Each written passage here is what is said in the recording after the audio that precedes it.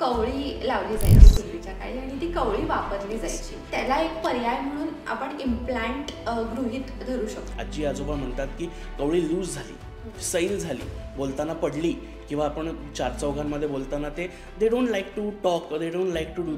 So हे का? कारण का कवळी ज्या सपोर्टवरती घेते त्या सपोर्टवरती जर आपण प्रेशर दररोज पडत राहिला तर ती वर्षांवर्षांमध्ये लूज होते. डेंटल इम्प्लांटचा एकच हेतू असतो की आपला जो मिसिंग टूथ आहे त्या दाताला रिप्लेस करण्याचे.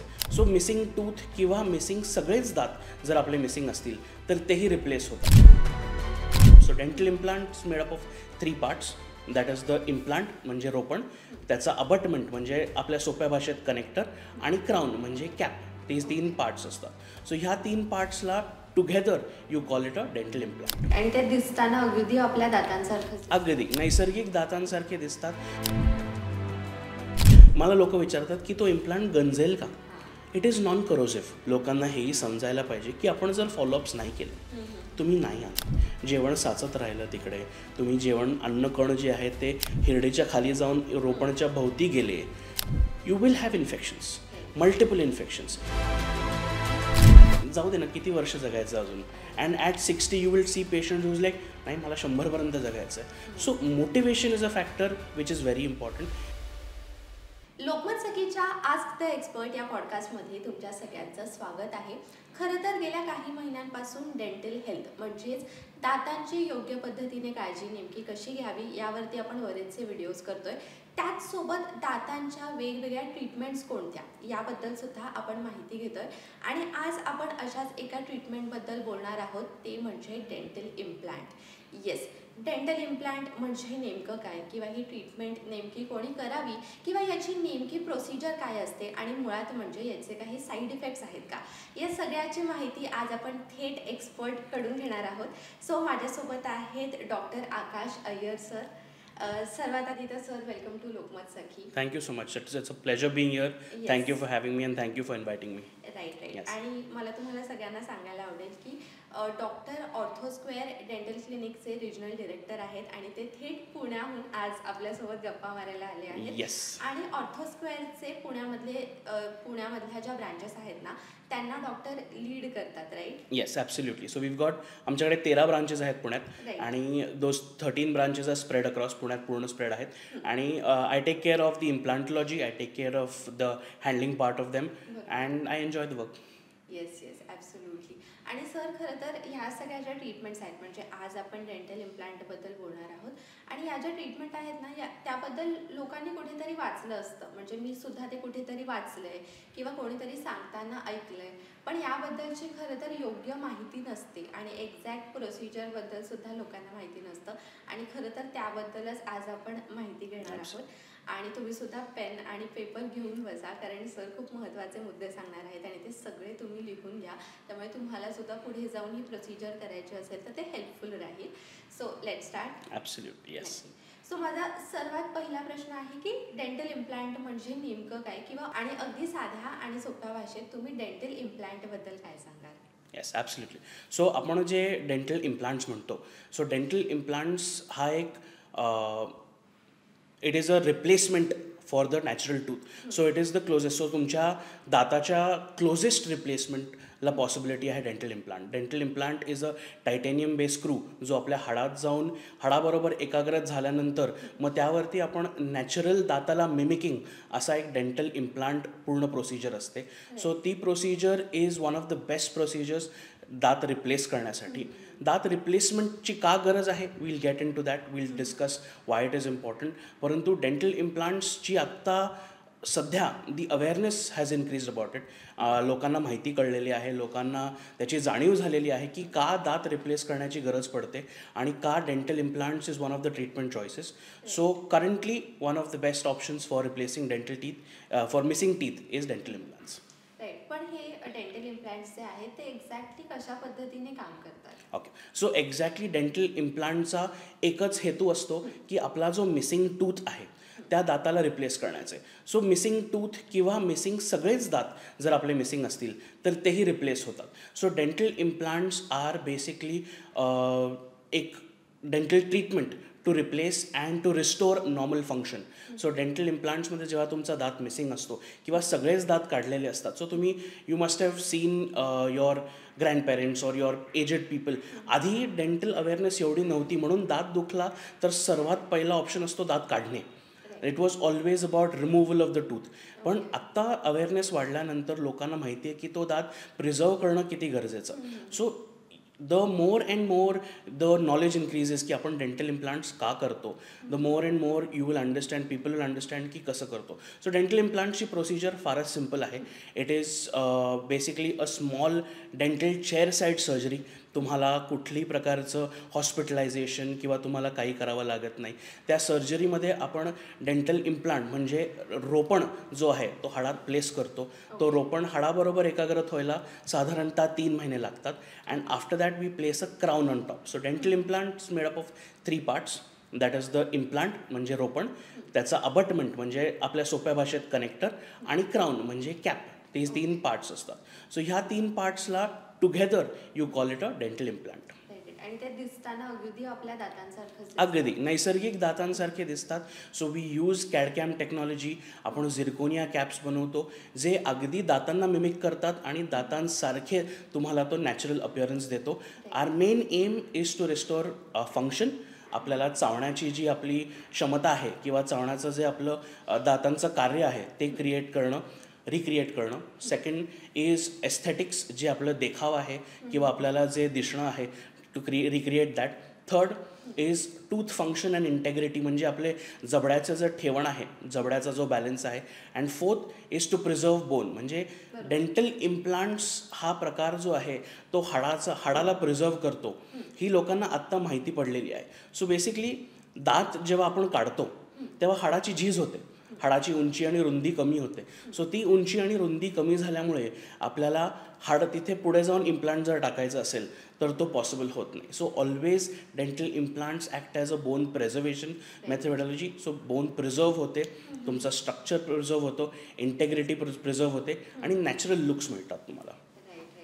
आणि आता तुम्ही म्हणालात की सगळेच दात जर मिसिंग असतील किंवा निघून गेले असतील तर त्या केसमध्ये implant is the best option. पण आपण वयानुसार बऱ्याचदा सगळेच दात हळूहळू निघायला लागतात किंवा ते निघून जातात.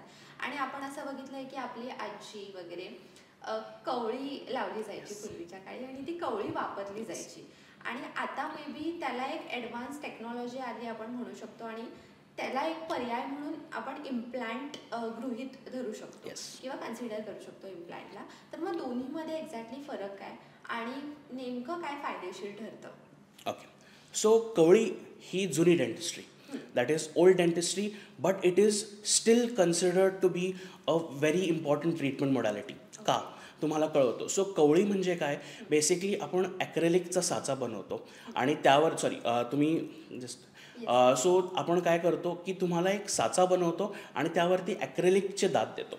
So what it does is तुमचे दातांचा शेप, स्ट्रक्चर, जबड्याचा स्ट्रक्चर तो मिमिक करतो. परंतु कवळी जी आहे ती सपोर्ट कुठून घेणार? कवळी विल टेक सपोर्ट फ्रॉम तुमचं एक्झिस्टिंग हिरडी आणि हाडाच्या सपोर्टवरती. सो तुमची एक्झिस्टिंग हाड आणि हिरडी जर बरोबर किंवा योग्य लेंथ आणि विडची असेल तर ती कवळी बसणार, कारण का त्याचा सपोर्टचा तो एकच आधार आहे आणि तो एकच that is the only source of the support. So कवळीमध्ये तुम्हाला हाडाची आणि हिरडीची गरज पडते तिकडे, आणि तुम्हाला जी कवळी असते ती कवळी त्या हाडा आणि हिरड्यावरती बसल्यामुळे ते वारंवार त्यावर प्रेशर टाकते. सो ती प्रेशर पडल्यामुळे यू मस्ट हॅव सीन की आजी आजोबा म्हणतात की कवळी लूज झाली, सैल झाली, बोलताना पडली, किंवा आपण 4 चौघांमध्ये बोलताना they don't like to talk, they don't like to do.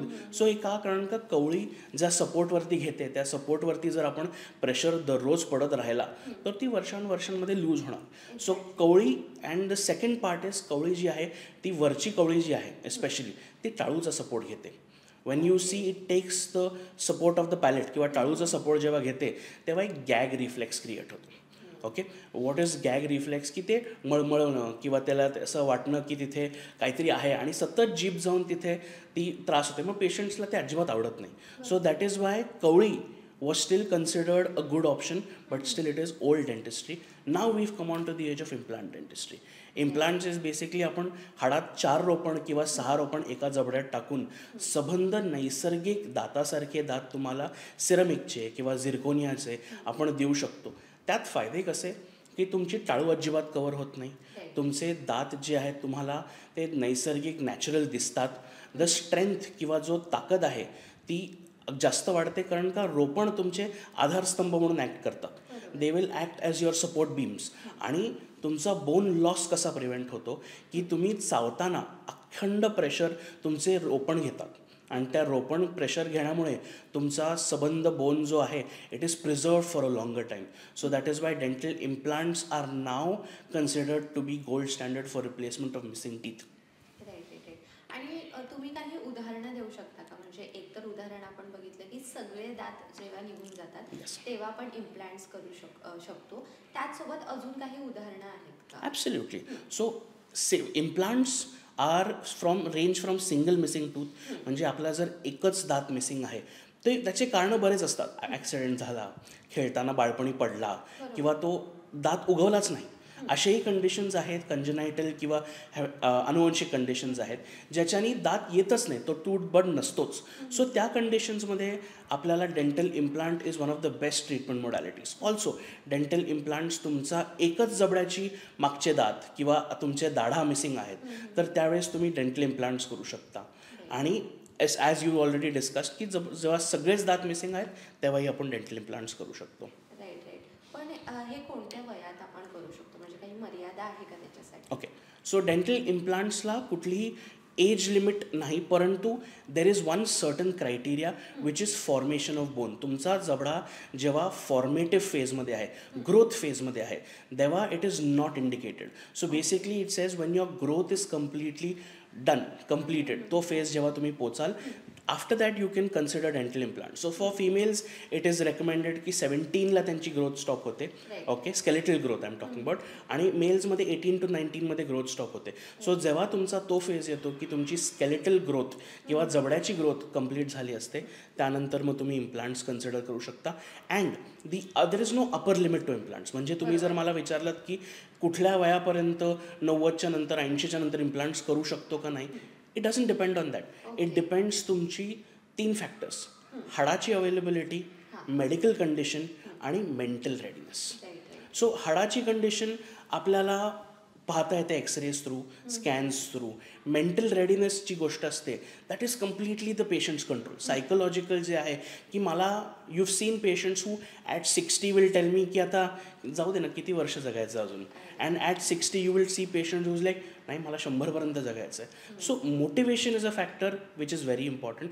And third factor is your जेव्हा आपण इम्प्लांट्सबद्दल बोलतो you have to consider the costing. आर्थिक परिस्थिती पण पाहून आपल्याला ती बघावी लागते की इम्प्लांट्स करायचे का नाही करायचे.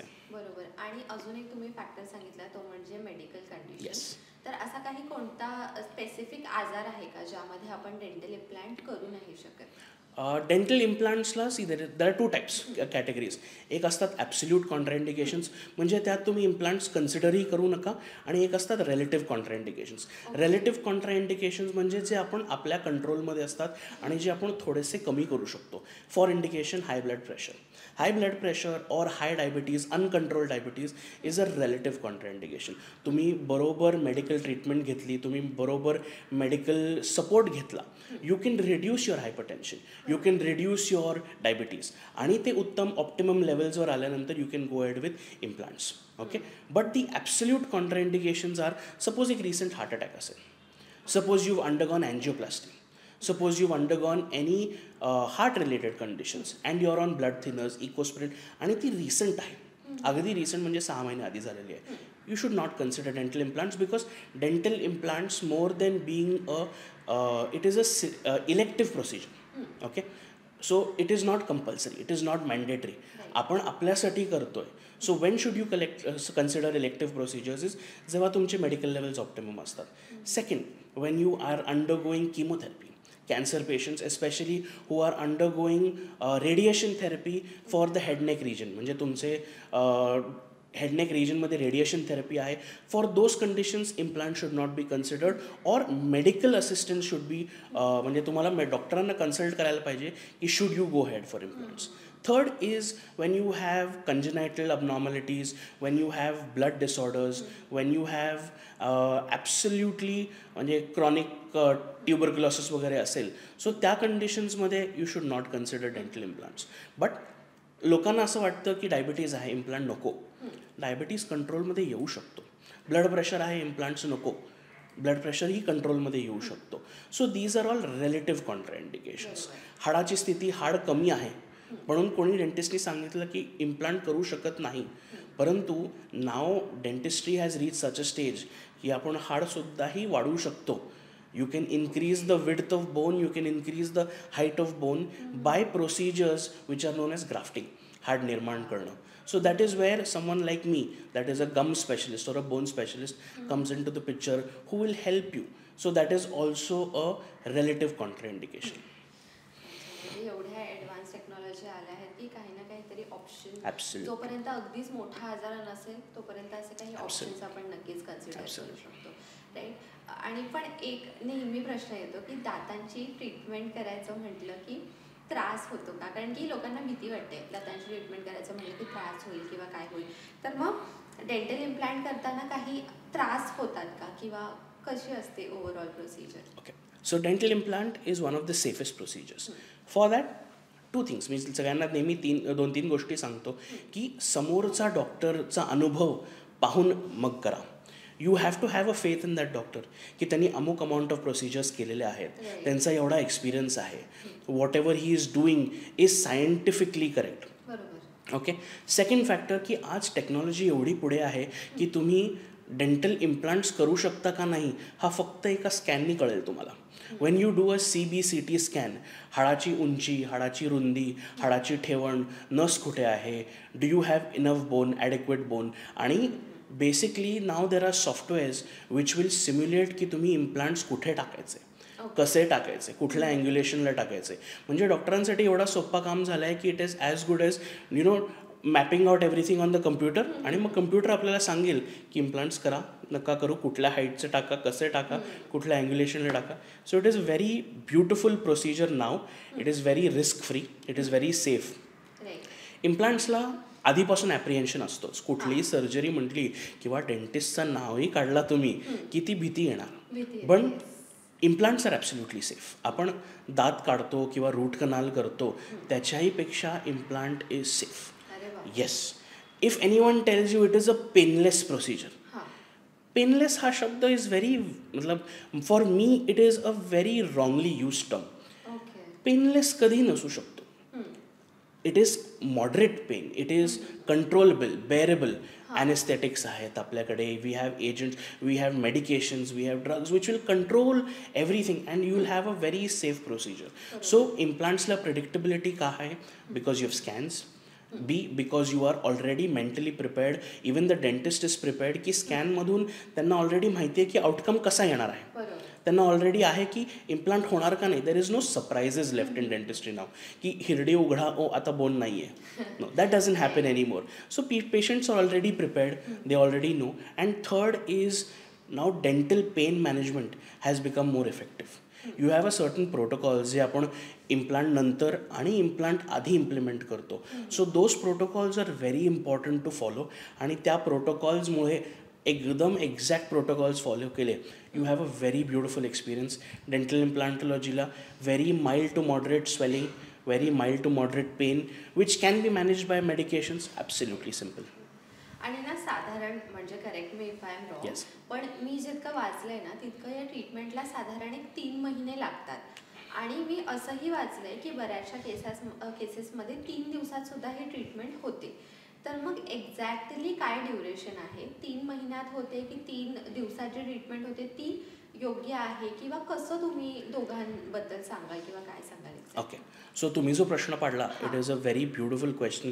कारण का लोकांना वाटतं की कुठलीही केस 3 दिवसात होऊ शकते आणि सगळ्या केसेस 3 महिन्यामध्ये होऊ शकत नाही, असं नसतं. So basically what you have said is immediate implants with immediate loading versus conventional implantology. Conventional implantology म्हणजे जी आपण इम्प्लांट टाकतो, रोपण हाडाबरोबर एकाग्रत होऊ देतो आणि मग त्यानंतर त्याच्यावरती कॅपची प्रक्रिया करतो. Okay, so that is known as conventional implantology. त्याचे फायदे काय की it is more predictable, it is patient friendly, it is तुम्हाला एक्सरेज घेऊन इम्प्लांटचं हिलिंग पाहता येतं. There is no surprises there की माझा इम्प्लांट हील होणार आहे का, तो फेल होणार आहे का, there are no surprises.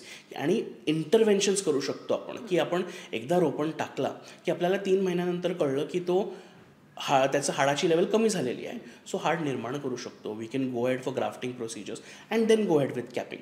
The second technology is immediate implantology or immediate loading or immediate function. So लोक काय करतात, व्हॉट इज द परसेप्शन की कुठलाही दात आपण 3 दिवसात बसू शकतो.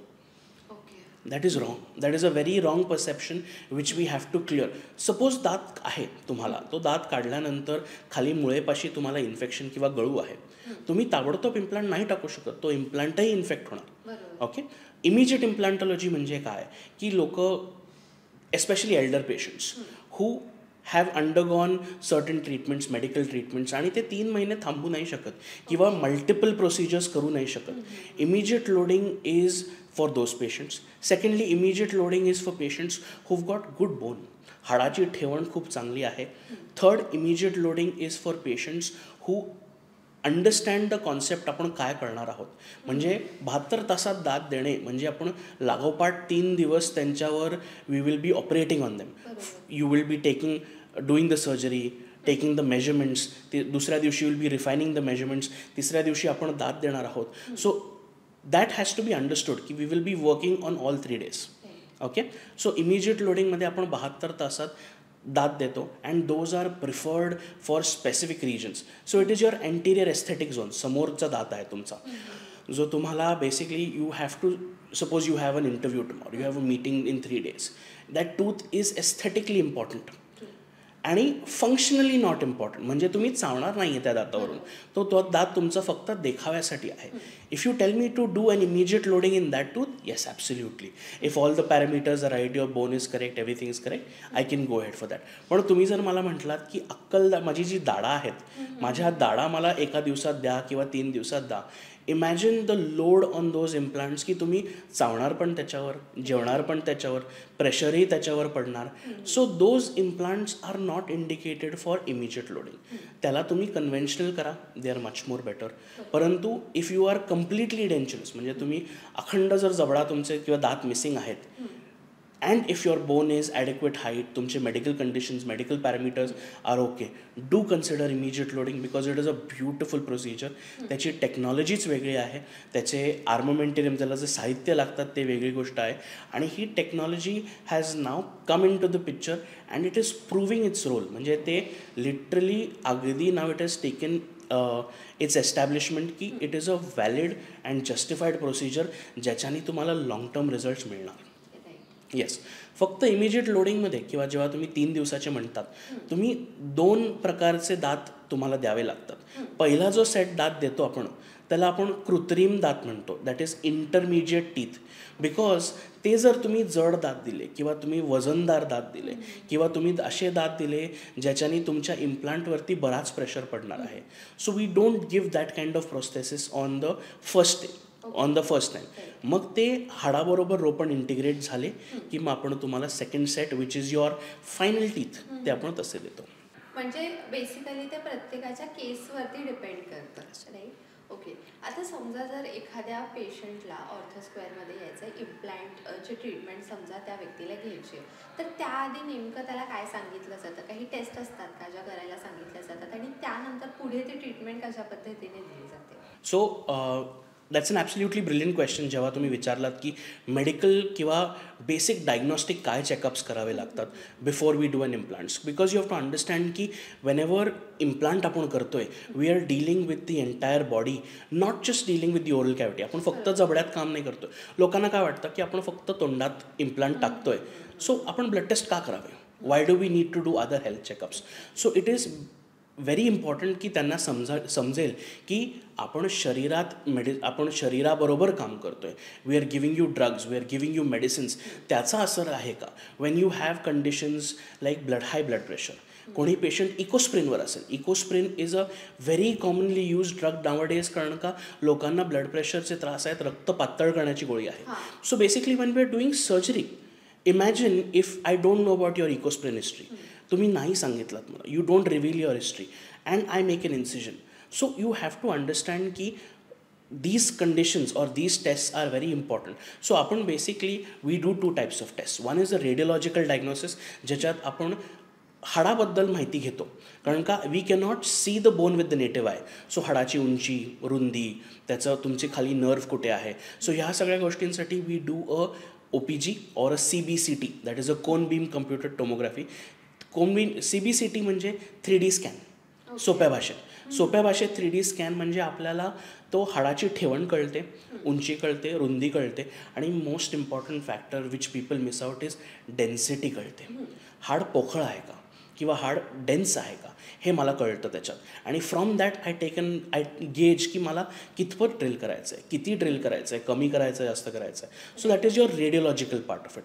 Wien you come to your medical part of it, there are 3 parameters. First, तुम्हाला मला ॲक्युरेट हिस्ट्री द्यायची.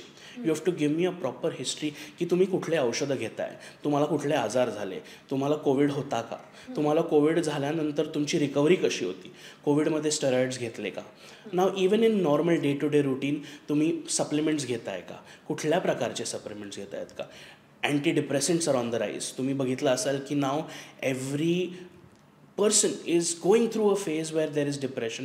अँटी डिप्रेसंट्स जे आधी खूप क्वचित लोकांना द्यायचे, now they are being prescribed on a very regular basis. So antidepressant history you need to tell me. You all need to tell me what medications are going on, what surgeries have happen. आणि main we come to dental history, that is second.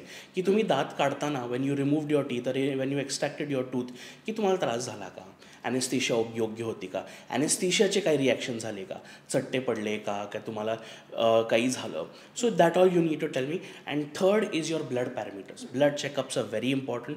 Blood चेकअप्समध्ये you do a routine blood panel. त्याच्यात तुमचा haemoglobin कळतो, त्याच्यात तुम्हाला तुमचे WBCs RBCs कळतात. Second is we do is PTINR. What is PTINR म्हणजे आपण रक्त किती वेळात साचतो और कोॲग्युलेट होतो तो आपल्याला कळतो. So why is that important is की मी सर्जरी करतोय, is your clotting good enough, is your clotting म्हणजे तुमचं सर्जरी झाल्यानंतर तुमचं रक्त थांबायला पाहिजे, the clot should form there, that is important. Third, तुमचं कॅल्शियम लेवल्स किती आहेत, विटॅमिन D लेवल्स किती आहेत. म्हणजे मी इम्प्लांट टाकतोय परंतु तुमच्या शरीरात जर कॅल्शियम कमी असणार, विटॅमिन D कमी असणार, तर तुमच्या रोपणाला धरायला कॅल्शियम किंवा हाड बनणार का. You need to understand all those parameters. So now to understand all these, we do 5 to 6 blood tests. Very inexpensive. एका सॅम्पलमध्ये ते सगळे होतात आणि त्याच्याने काय होतं, predictability increases. The predictability of your treatment increases. की डॉक्टरांनाही कळतं की how easy it's going to be. And third, you have to understand is doctors also need to be safe. So when we do a certain amount of tests, hepatitis, very common. Now if you have hepatitis, even नाही आहे, तुम्हाला माहितीच नाही आहे, there are conditions where you don't know that you have it. When you have, आम्ही तुम्हाला regularly सांगतो, when we need to do these tests, there is a you have to understand की त्याच्या मागे एक हेतू आहे की आपल्याला कळायला हवं की डॉक्टर पण तेवढेच एक्सपोज होतात जेवढे तुमच्यावर सर्जरी चालू आहे. So we have to protect ourselves also. So तुमच्यासाठी what we do is we give a sterile environment. आम्ही आमचे इन्स्ट्रुमेंट्स जे आहेत ते डबल ऑटोक्लेव्ह करतो, त्यानंतर तुमची काळजी घेतो की तुम्हाला आमच्याकडून किंवा हॉस्पिटल एन्व्हायरमेंट, क्लिनिक एन्व्हायरमेंट म्हणून तुम्हाला काही होऊ नये. So these basic test are also for us which will help us to understand, which will know की आम्हाला किती तयारी करायची आहे सर्जरीसाठी. So it makes sense. So all these 3 parameters combined will make you ready for an implant and it will make a safe implant experience. समजा आता एखाद्या व्यक्तीने ठरवलं किंवा त्याला डेंटल इम्प्लांट ट्रीटमेंट करण्याची समजा गरज असेल, तर मग त्याने ट्रीटमेंट करण्याच्या अगोदर कोणती काळजी घ्यावी किंवा कोणत्या अशा गोष्टी आहेत ज्या लक्षात ठेवायला हव्या. सो जेव्हा आपण इम्प्लांट चूज करतो the choice of the implant is partly dependent on the patients budget, त्यांच्या आर्थिक परिस्थितीवरती, आणि डॉक्टरांना पण हे कळायला हवं की या हाडासाठी कुठला इम्प्लांट योग्य. Okay, so when we are doing implants, हा एक इन्व्हेस्टमेंट आहे.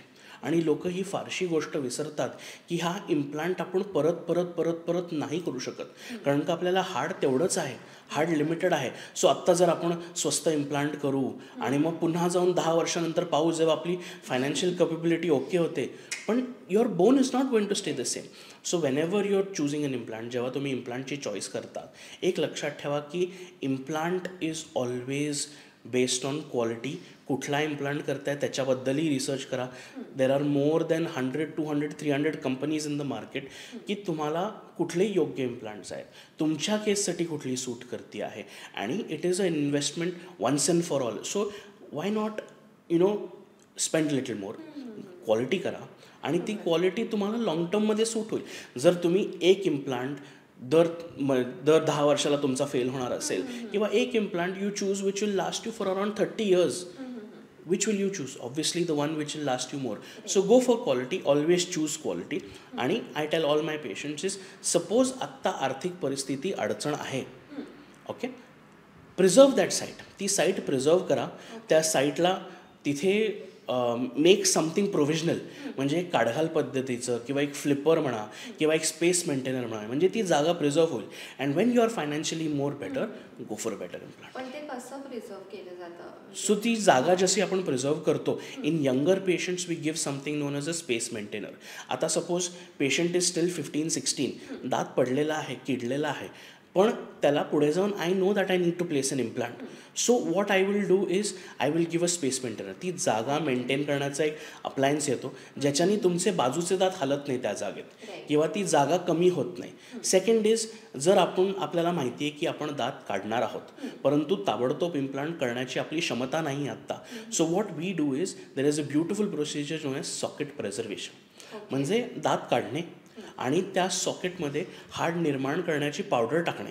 सो बेसिकली तुम्ही हाडाला कुजण्यापेक्षा और बिकमिंग लेस तुम्ही प्रोटेक्ट करताय त्याला, आणि that is how you will preserve that site for a future implant. So तुम्ही जेव्हा फायनान्शियली रेडी असाल, गो हेड विथ दॅट इम्प्लांट. आणि बरं, तुम्ही म्हणाले की 30 वर्षांपर्यंत सुद्धा ते जे इम्प्लांट आहे ते तसंच्या तसं राहते, किंवा इतके वर्ष ती ट्रीटमेंट बेसिकली टिकते. तर माझा तोच प्रश्न होता की लाईफ लॉंग ती राहते का, की काही त्याच्यामध्ये पुढे जाऊन काही सेटिंग्स करावे लागतात, किंवा कसं exactly? Yes, so post implant care is very important. Post implant care is one of the most crucial things. लोकांना काय वाटतं की इम्प्लांट टाकला, दात लावला, झालं.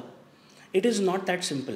Give you very simple example की आपण गाडी घेतो, तुम्ही त्याला सर्व्हिसिंग करा, वेळेवर त्याला तिथे शोरूमला घेऊन जावा, you take good care of it, it will last you longer. It is the same with implants. Every 6 months mandatory visit, त्याच्यात तुमचे आम्ही इम्प्लांटच्या भोवती क्लिनिंग करू, एक्सरेज काढू, हाडाचं ठेवण बघू, हाड झिजलं आहे का, तिथे काही ॲडिशनल प्रोसिजर्स करायची गरज आहे का, तुम्ही क्लिनिंग नीट ठेवताय का, तुमचे कॅप नीट बसली आहे का, ती लूज झाली आहे का, त्याची फिटिंग चेक करतो. So a simple 10-minute follow up every 6 months can prolong the life of an implant. Yes, there are conditions ज्याच्यात इम्प्लांट कायम स्वरूपीही राहतो. There are conditions which implants serve you for 10 to 30 years. पण average life expectancy of a good quality implant is anywhere between 15 to 30 years, and it has all been documented की तुम्ही जर काळजी नीट घेतली तर तो इम्प्लांट टिकणार. तो कुठल्याही कंपनीचा असो, कंपनीज आर इररेलिव्हंट, पण तुम्ही जर काळजी घेतली तर तो टिकतो. Simple example I tell all my patients, Maruti 800 घ्या किंवा मर्सिडीज घ्या, the objective is moving from point A to point B. मारुतीची काळजी घ्या, ती पण तुम्हाला तो सर्व्हिस देईल. मर्सिडीजची काळजी घ्या, ती पण तुम्हाला सर्व्हिस देईल. येस. सो आता डेंटल इम्प्लांटबद्दलची ऑलमोस्ट सगळी माहिती आपण घेतली आहे, पण एक नेहमी प्रश्न लोकांच्या मनात असतो की याचे काही साईड इफेक्ट्स आहेत का? तर मग आहेत का याचे side effects? So very commonly asked question. म्हणजे दर पेशंट हा प्रश्न विचारतो की साईड इफेक्ट्स आहेत का? डेंटल इम्प्लांट्सला कुठलेही साईड इफेक्ट्स नाहीत, because the material that you are using, टायटॅनियमचा जो मटेरियल आहे, ॲब्सल्युटली बायोकम्पॅटेबल, म्हणजे शरीराबरोबर एकाग्रत होण्याची त्याची क्षमता सुंदर आहे. It is non corrosive. म्हणजे मला लोक विचारतात की तो इम्प्लांट गंजेल का? It is non corrosive. Next question is very important की MRIमध्ये इम्प्लांट सेफ आहे का, CT स्कॅनमध्ये इम्प्लांट सेफ आहे का. So you have to understand की हा प्रश्न व्हॅलिड आहे आणि ह्या प्रश्नाला खूप मोठा इम्पॉर्टन्स आहे. कारण का पुढे जाऊन when you need an MRI you have to disclose की शरीरात कुठे मेटल आहे का, किंवा when the doctors tell you की रिमूव्ह ऑल युअर मेटल्स, म्हणजे तुमचे इयरिंग्स काढा, हे सगळं काढा, यू हॅव टू डिस्क्लोज की डेंटल इम्प्लांट केलेलं आहे. Dental implant is non ferromagnetic, म्हणजे तुम्हाला MRIमध्ये तो त्रास देणार नाही, तुम्हाला तो स्कॅन्समध्ये त्रास देणार नाही, तुम्हाला कुठल्याही प्रकारची घाबरण्याची गरज नाही की हा MRIमध्ये मला काही होईल का, की तो जो म्हणतात मॅग्नेटिझममध्ये काही होणार का. It's not going to happen. But complications are often a part of implantology. लोकांना हेही समजायला पाहिजे की आपण जर फॉलोअप्स नाही केले, तुम्ही नाही आलात, जेवण साचत राहिलं तिकडे, तुम्ही जेवण अन्नकण जे आहे ते हिरडीच्या खाली जाऊन रोपणच्या भोवती गेले, you will have infections, multiple infections, हिरड्यांचा त्रास सुरू होईल, हार्ड खाली जाईल. When the bone loss happens तुमची इम्प्लांटची स्टेबिलिटी कॉम्प्रोमाइज होते आणि ज्या दिवशी तुमचा हाडाचा नुकसान एक सर्टन पॉईंटच्या पुढे जातो, you will have something known as failure. So how can we prevent all this? As I said, coming back to point is regular followups. दर 6 महिन्यात चेकअप करा. Whatever interventions need to be done, doctors will do it. पण तुम्हाला हे कळायला हवं की it is a very important part. Maintenance followup is a very important part of dentistry. Yes. म्हणून तुम्ही जाहिरातीही पाहिल्या असतील की दर 6 महिन्याला व्हिजिट युअर डेंटिस्ट.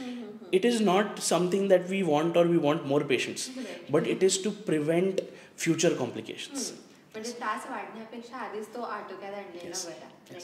सो शेवटी जाता जाता तुम्ही आपल्या सखी ऑडियन्सला नेमकी काय ॲडवाईस द्याल तुमच्यातर्फे? Okay. So dental implants are a very safe procedure. Dental implants अगदी प्रिडिक्टेबल इम्प्लांटॉलॉजी आहे. तुम्हाला कुठल्याही प्रकारची भीती किंवा घाबरण्याची गरज नाही आहे. Find the right doctor, choose someone with experience, choose someone who has done this procedure routinely. त्यांचे रेफरन्सेस घ्या. Do all the test. म्हणजे डोंट आस्क द डॉक्टर की का हे करावं किंवा का ब्लड टेस्ट करतोय मी. It's valid. They are not trying to extract money from you. ते तुम्हाला सेफगार्ड करतायत, स्वतःलाही सेफगार्ड करतायत. Third, understand the procedure. Fourth, don't push for implants, म्हणजे जी तुमच्या हाडासाठी नाही आहे. As I said, immediate loading जर तुमच्यासाठी नाही आहे तर don't push for that. Understand की डॉक्टर म्हणतात conventional 3 months is not a big time. I understand तुम्हाला दात हवा आहे तिथे, तुम्हाला चावायचं आहे, you want to eat properly nicely, but those 3 months are going to establish your future. म्हणजे तुम्ही त्या 3 महिने जेव्हा डिवोट कराल तेव्हा it is going to be helpful for your future. And last but not the least is dental followups are very important. काळजी घ्या. You have to come for regular followups आणि त्याचं cleaning which is a 10-minute job will safeguard and increase the life of your implant. Thank you so much doctor. तुम्ही dental इम्प्लांटबद्दलची संपूर्ण माहिती दिली आणि आपल्या ऑडियन्सला खूप चांगल्या पद्धतीने त्याबद्दल मार्गदर्शन केलं. त्याबद्दल खरंच खूप थँक्यू. आणि तुम्हाला सुद्धा जर का तुमच्या दातांमध्ये कोणताही त्रास असेल तर तुम्ही नक्कीच ऑर्थोस्क्वेअरमध्ये जाऊ शकता आणि तिथे जाऊन तुमच्यासाठी योग्य ती ट्रीटमेंट घेऊ शकता. तुम्ही जर पुण्यामध्ये किंवा पुण्याच्या जवळपास राहत असाल तर तुम्ही नक्कीच पुण्यामध्ये आपल्या, जसं डॉक्टरांनी सांगितलं, 13 ब्रँचेस आहेत. 13 branches. 13 ब्रँचेस आहेत पुण्यामध्ये. कोणत्याही ब्रँचमध्ये तुमच्या जवळपासच्या ब्रँचमध्ये जाऊ शकता तुम्ही आणि तुमच्यासाठी योग्य ती ट्रीटमेंट घेऊ शकता. डॉक्टर आकाश आहेतच तुम्हाला गाईड करायला. थँक्यू. Thank you so much.